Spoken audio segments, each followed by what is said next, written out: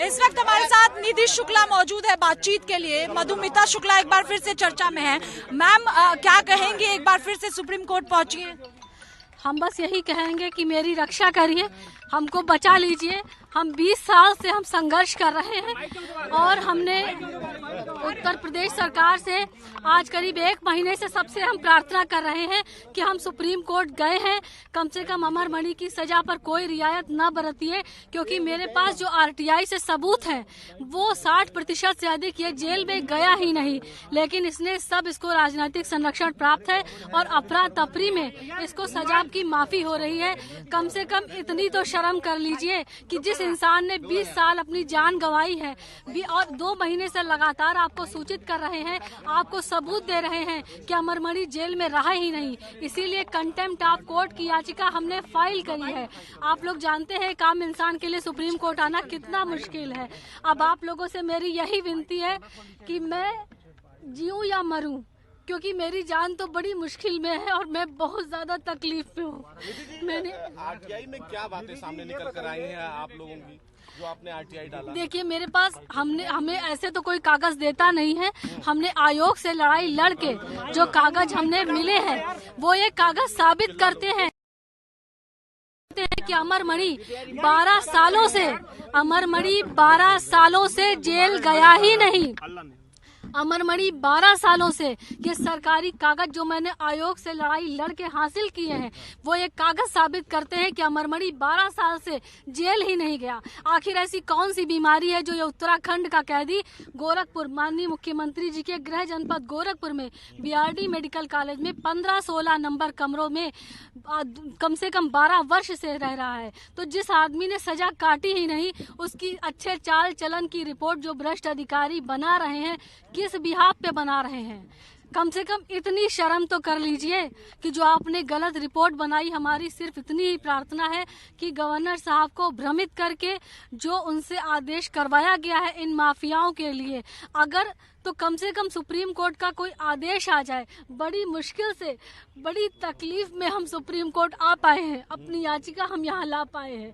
तो इतनी लाज तो रख लीजिए, इतनी शर्म तो रख लीजिए कि कोर्ट का कोई निर्णय आ जाए, फिर अपराधियों को जैसे 12 साल से वो कह रहे हैं कि 20 साल पूरा हो गया है और 20 साल पूरा हो जाने पर अच्छे चाल चलन की वजह से उनको रिहा किया जा रहा है। आपको लगता है कि देखिए, ये सही है? ये झूठ है, ये सरासर झूठ है। जो मेरे पास कागज है, जो हमने कागज कोर्ट में लगाए हैं और नैनीताल हाई कोर्ट के जो फैसला था उम्र कैद का वो सुप्रीम कोर्ट ने बरकरार रखा है। तो इसने सजा ही नहीं काटी भाई मेरे, इसने सजा ही नहीं काटी है। ये जेल में रहा है, ये गया ही नहीं, तो 20 साल कैसे आप मान लेंगे? तो राजनीति का हनक कहीं न कहीं इनको मिल रहा है, राजनीति शरण मिल रही है जिसकी वजह से इनको रिहा किया जा रहा है। पूरा नहीं, पूरा राजनीतिक संरक्षण है इसको। आप खुद सोचिए, 15 अगस्त को हम डरे हुए थे, हमने आप सभी से कहा था कि सर हमने सुप्रीम कोर्ट में याचिका फाइल कर दी है, 15 अगस्त किसी तरह से टल जाए, क्योंकि जो कागज हैं कोई अंधा भी बता देगा कि इसको रिहा नहीं करना चाहिए। यह जेल भाई साहब गया ही नहीं है, ये जेल ही नहीं है, सब झूठ बोल रहे हैं। या तो सरकारी कागज जो हमने आरटीआई से मिले हैं वो झूठ बोल रहे हैं, जो हमने कोर्ट में लगाए हैं, या फिर ये सब लोग झूठ बोल रहे हैं। ये भ्रष्ट लोग न जाने किन कारणों से, आज बताइए इन लोगों की इतनी हिम्मत पड़ गई कि अमर मणि जैसे हत्यारे को ये लोग छोड़ रहे हैं। आप खुद सोचिए, क्या गवर्नर साहब एक बार सोचते नहीं कि जो इंसान 20 साल से लगा है, लगातार आपको बोल रहा है, कम से कम एक बार आप उसका भी पक्ष सुन लें।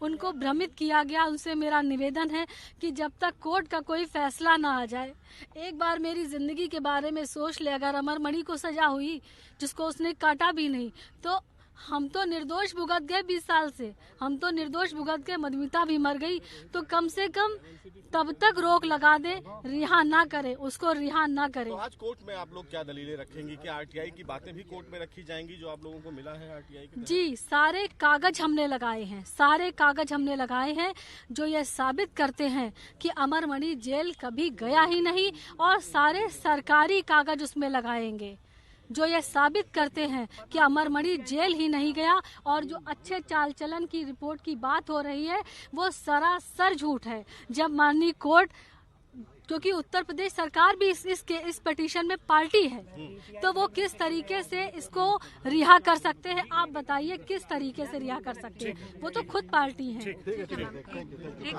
मिनट अब मैं करूँगा, एक मिनट करो।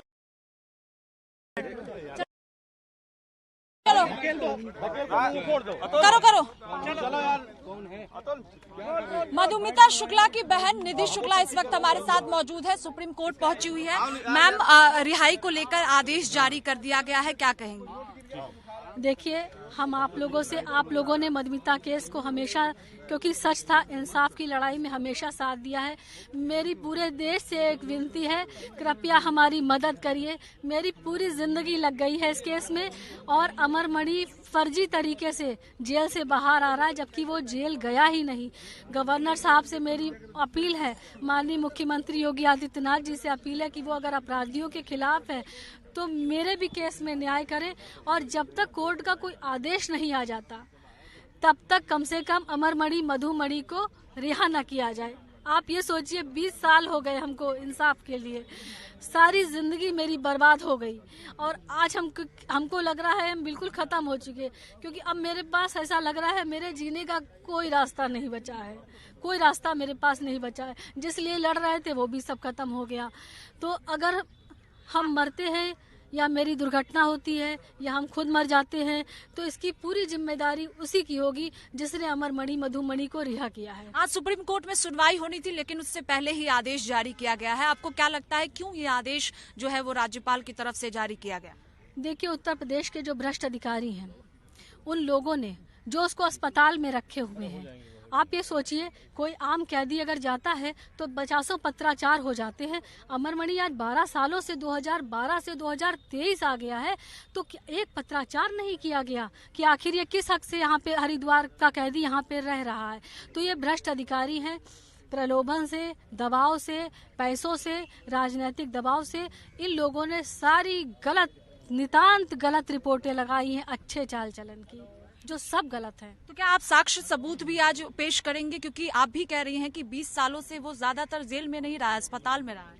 वो सारे सबूत हमने माननीय सुप्रीम कोर्ट में लगा दिए हैं सब कोर्ट में, इसीलिए हमारी याचिका एक्सेप्ट हो गई, हमने लगा दिए हैं, और हमारी अब कोर्ट से ही उम्मीद है। आपको लगता है सुप्रीम कोर्ट से राहत मिलेगी, रोक लगेगी आदेश पर? बिल्कुल उम्मीद अब सुप्रीम कोर्ट से ही है कि कम से कम रोक लगा दी जाए, कि जब तक इस निर्णय ना हो जाए कि इसने सजा काटी है कि नहीं काटी है, तब तक रोक लगा दी जाए। बहुत शुक्रिया। देखिए, ये निधि शुक्ला हमारे साथ मौजूद थी, मधुमिता शुक्ला की बहन, जिन्होंने साफ तौर पर कहा कि सुप्रीम कोर्ट से उम्मीद टिकी है कि जो आदेश जारी किया गया है उस पर सुप्रीम कोर्ट रोक लगाएगा और राहत जो है वो परिवार को मिलेगा। कैमरा पर्सन डीके के साथ स्वाति पाठक, भारत समाचार, दिल्ली।